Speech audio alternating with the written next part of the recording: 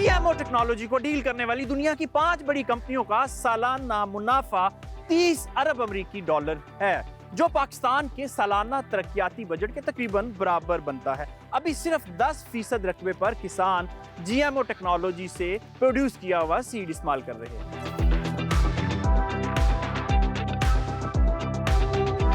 मुख्तलिफ फसलों के मकामी बीज किसी भी मुल्क का असासा होते हैं, जो एक बार किसी दूसरे बीज के साथ क्रॉस पोलिनेट होकर जाया हो जाएं, तो इस तबाही को रिवर्स करना तकरीबन नामुमकिन होता है। साउथ अफ्रीका और दीगर बहुत से ममालिक इसी तबाही का सामना कर रहे हैं। वफाकी हुकूमत के तहत काम करने वाले सीड सर्टिफिकेशन बॉडी के ओहदेदारान भी इसी किस्म के खदशात का इजहार कर रहे हैं।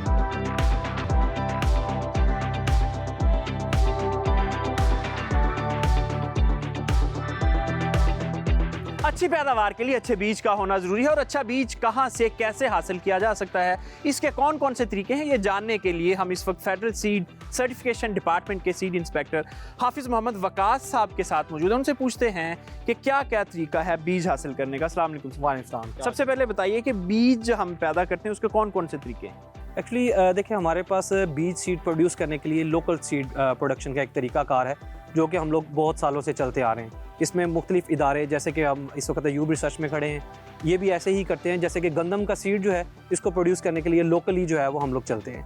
अच्छा, ऐसे ही निपजी भी है, नियाब भी, और भी मुख्तलिफ इदारे हैं। और दूसरा जो सीड है हमारे पास बाहर से इम्पोर्ट होकर आ रहा है, यानी कि मुख्तलिफ कंट्री से, like that China, Thailand, America, USA, वो सीड जो है इंपोर्ट होके हमारे पास आ रहा है, जिसमें हाइब्रिड्स, वेजिटेबल्स भी काफ़ी ज़्यादा हैं। और इसी तरह हमारे पास पाकिस्तान में लोकली हाइब्रिड भी काफ़ी ज़्यादा जो है वो प्रोड्यूस हो रहे हैं। ठीक है जी। तो इसमें यही तरीकाकार है, हम लोग इसमें लेके चलते हैं कि हम लोग ज़्यादा जो कहते हैं कि वो लोकल सीड प्रोडक्शन की तरफ लोग आएँ, ताकि जो हमारी पाकिस्तान की वैरायटीज़ हैं जिनके अंदर बहुत ज़्यादा पोटेंशियल है वो आगे निकले। इस वक्त इशू चल रहा है बीटी का या जीएमओ का, तो आप क्या समझते हैं कि इसको इस वक्त पाकिस्तान में आना चाहिए? इसमें एक चीज़ बड़ी ज़रूरी है कि वो जो आप जेनेटिकली जो मॉडिफाइड कर रहे हैं चीज़, वो इंसानों के लिए हार्मफुल ना हो।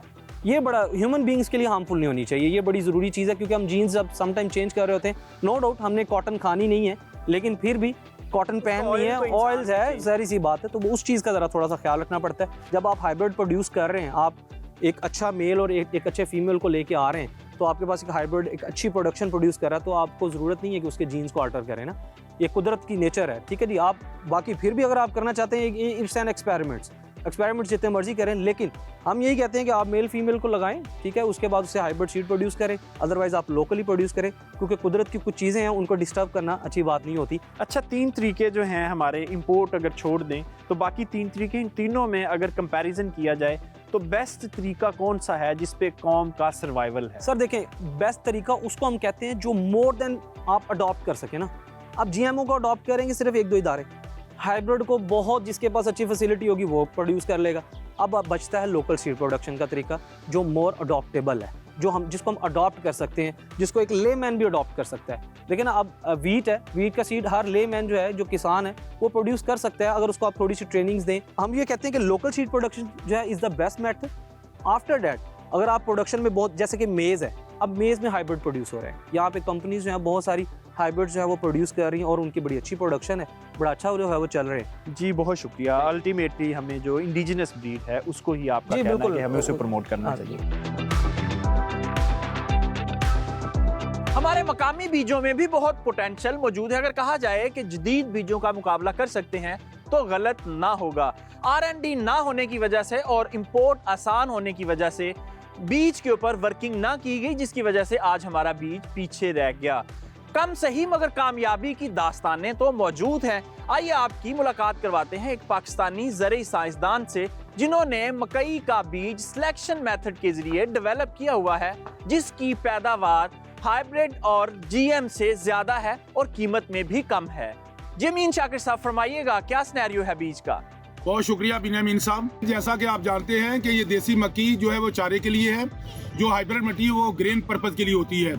तो उसके जो पैदावार वो 22 टन से ज़्यादा नहीं बढ़ती, और उसको बेकायदा क्रॉस उसकी पेरेंट क्रॉस करा के किया जाता है। तो इसमें और जो SCF है जंबो मेज, इसमें ज़मीन आसमान का फ़र्क है, क्योंकि इसकी पैदावार भी डबल है और ये स्वीट है। जिम्मेदार आसानी से इसका भी पैदा कर सकता है, और ये जानवरों के लिए बेहतरीन, जानवर से खाने के बाद दूध भी ज़्यादा देते हैं, और दूध देने के साथ साथ उसकी सेहत भी अच्छी रहती है। तो मैं यही जिम्मेदार काश्तकार भाइयों का कि लोगों में ये सफ़ेद मक्की को देखना आप SGF 2020 लगाएं, इससे बढ़कर पैदावार देने वाली कोई और मक्की नहीं है जी। आप जैसा देख रहे हैं इसका कद हाइट में पीछे जो इशारा किया है, ये देखिए इसका हाइट कितनी ज़्यादा है और ये मीठी है। सबसे बड़ी बात है मीठी है और देर तक चलती है और हीट टॉलरेंस है और हर इलाके में लगा सकते हैं, हर मक्की के साथ लगा सकते हैं।